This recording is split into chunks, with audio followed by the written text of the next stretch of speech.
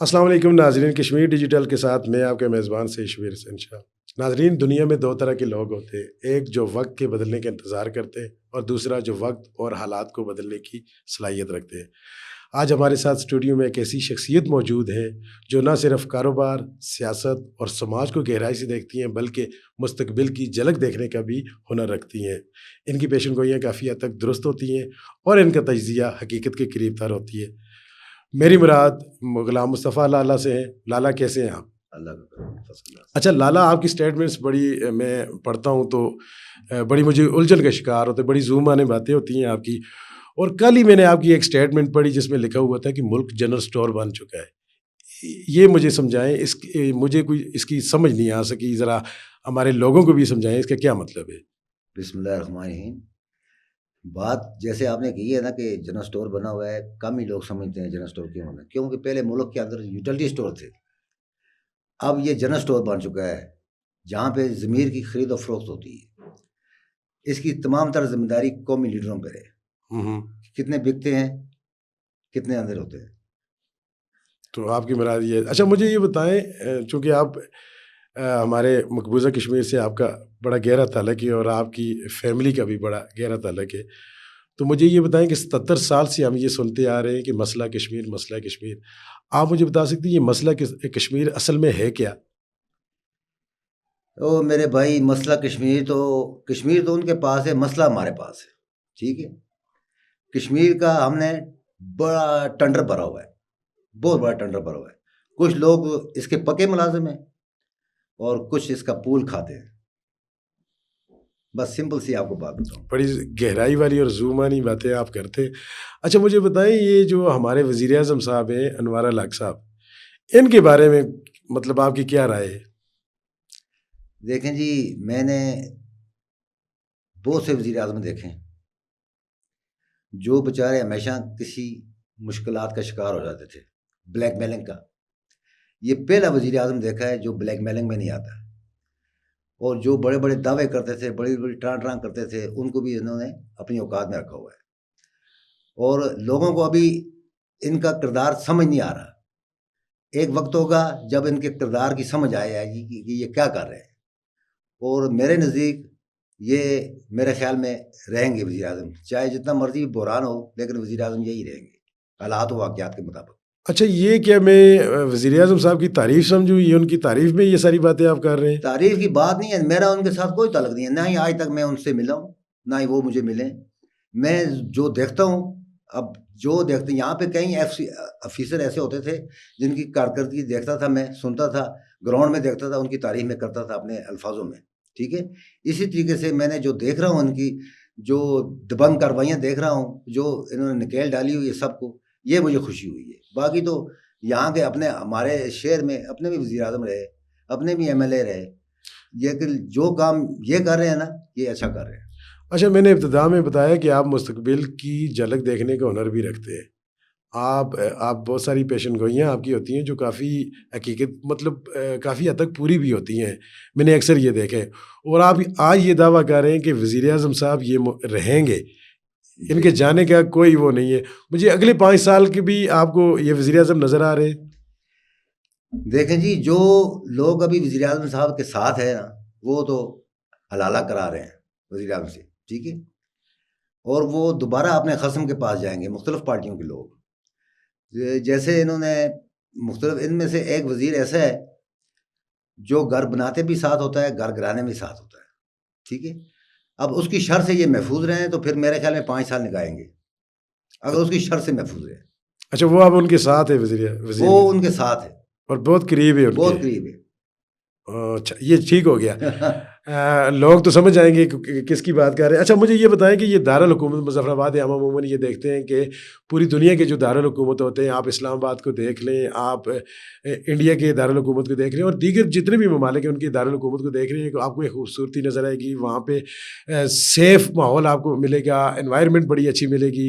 لیکن آپ مظفر آباد کو اگر دنیا کے دارالحکومت کو دیکھیں اور مظفر آباد کو دیکھیں تو مجھے بتائیں آپ کو کیا لگے گا؟ آپ کا پھر اس بارے میں کچھ بتائیں۔ دیکھیں جی، بدقسمتی ہماری یہ ہے مظفر آباد کی، ہمارے کئی بھائی وزارت عظمیٰ پہ بھی گئے، ہمارے ایم ایل اے بھی تھے، اچھے جاندار شہر کے تھے، انہوں نے مظفر آباد کے لیے کیا کیا؟ یہاں پہ بدقسمتی یہ ہے کہ جماعتی معاملات ہو گئے ہوئے. یہ میونسپل کارپوریشن ایک ایسا ادارہ تھا جو سول سوسائٹی کا ادارہ تھا, جہاں پہ لوگوں کے مشکلات معاملات حل ہوتے. اچھا سول سوسائٹی میں بعد میں آؤں گا نا, یہ بلدیاتی ادارے پہ مجھے دارالحکومت مظفر آباد کو آپ تمام دنیا کی دارالحکومت کے تناظر میں دیکھ کے بتائیں کہ کس کس چیز کی کمی آپ کو نظر آتی ہے اور کیا اس کی کیا صورت حال ہے. دیکھیں نا, میں وہی عرض کر رہا ہوتا ہوں, ایک وقت تھا یہ سارے لوگ تھے, لیڈر تھے اس شہر کے. آج یہ بدقسمتی یہ ہے کہ آج یہ مظفر آباد کا کمشنر صاحب جو ہے ان کے ہاتھ میں ہے, وہی اس شہر کو اچھے طریقے سے جناب سڑکیں بھی بنوا رہے ہیں, پل بھی بنوا رہے ہیں, اور کام جو کام لیڈروں کا تھا. اب بدقسمتی نہیں ہے تو اور کیا ہے؟ جو کام خواجہ فاروق صاحب جو ہمارے خواجہ فاروق صاحب کا کام تھا, جو لطیف اکبر صاحب کا کام تھا, جو افتخار گیلانی کا کام تھا, جو فاروق حیدر کا کام تھا, وہ آج کمشنر صاحب کر رہے ہیں. جو منتخب نمائندے جو منتخب نمائندے تھے ان کی کرنے کی کام ہے کہ نہیں, ایک افسر کر رہا ہے, ایک افسر کر رہا ہے, وہ بھی شہر کا دلچسپی رکھتے ہیں. مجھے بتائیں صورتحال, آپ شہر دارالحکومت کی صورتحال دیکھیے. اب دارالحکومت کی صورتحال کیا ہے؟ زلزلے کے بعد آج 19 سال ہو گئے ہیں, زلزلے کے بعد سلاٹر ہاؤس نہیں بن سکا. لوگ بھینس جناب مردہ بھینسیں ذبح کر کے جناب مارکیٹوں میں لے جاتے. ابھی پچھلے دنوں میں ایک انہوں نے پکڑا بندہ بھینس ذبح کر رہا تھا, مردہ بھینس. ٹھیک ہے, سلاٹر ہاؤس نہیں ہے. اب دیکھیں نا, یہ ہماری خوش قسمتی تھی, اب ہمارے لوگوں نے قربانیاں دیں زلزلے کے دوران, اس کی عوض ہمیں جو باہر کے ڈونر تھے انہوں نے ہمیں کمپلیکس بھی بنا کے دیا, سی ایم ایچ بنا کے دیا, سب چیز بنا کے دی. ان کے ہاتھ میں رہتا ہے, یہ ابھی تک سلاٹر ہاؤس نہیں بنا سکے, یہ آگے کیا کریں گے؟ ان کے ہاتھ میں نہیں ہے. یہ گرین ہے, سویٹ کرتے ہیں, گرین نہیں کہتے, گرین ہے. گاند اسی طرح شہر میں پڑی ہوئی ہے. میونسپل کارپوریشن کا ادارہ ہوتا ہے فادر آف سٹی. اب دیکھیں نا, اس مرتبہ جناب مدر آف سٹی بھی ساتھ ہے, ڈپٹی میئر بھی ساتھ ہے. اب مدر آف سٹی اور فادر آف سٹی دونوں ہیں تو کام کچھ نہیں ہو رہا. جو صفائی کا ایک سال ہوتا ہے جس میں یہ کہتے ہیں جی آئیں جی ہفتہ صفائی, یہ صرف ہفتہ صفائی نہیں ہوتی, یہ سالوں سال صفائی ہوتی ہے. لوگوں کو اویئرنیس دینی پڑتی ہے, لوگوں کے ساتھ ملنا پڑتا ہے, وارڈ وارڈ وارڈ وارڈ پھرنا پڑتا ہے. اب کونسلر ہمارے جو منتخب ہوئے ہیں بیچارے, ان کو نہ اختیار ملتے ہیں نہ فنڈ ملتے ہیں. کئی کونسلر تو اپنی جیب سے, مطلب اپنی عزت باہر رکھنے کے لیے اپنی جیب سے ہی خرچہ کرتے ہیں. یہ کوئی طریقہ کار ہے؟ نہیں. مجھے بتائیں صفائی کے لیے آپ کو کون سے اتنے بڑے فنڈز درکار ہوتے ہیں جو آپ کونسلر کا کہہ رہے ہیں کہ وہ اپنی جیب سے کر رہے ہیں؟ دیکھیں میری بات سنیں, گاڑی آپ کو بلدیہ دے دے گی. اور دیکھیں کونسلر کا تو میں سمجھتا ہوں یہ بنیادی قصور ہے کہ آپ کے جو وارڈ ہوگا, وارڈ میں جو اویئرنیس کی جو کرنی ہوگی نا, اس کونسلر کی ذمہ داری ہے کہ وہ اویئرنیس کرے.